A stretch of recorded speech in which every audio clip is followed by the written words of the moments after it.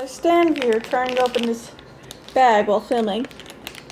I don't have scissors. The cat apparently wants chocolate chip cookies, Nestle Toll House chocolate chip cookies, Instabake stuff.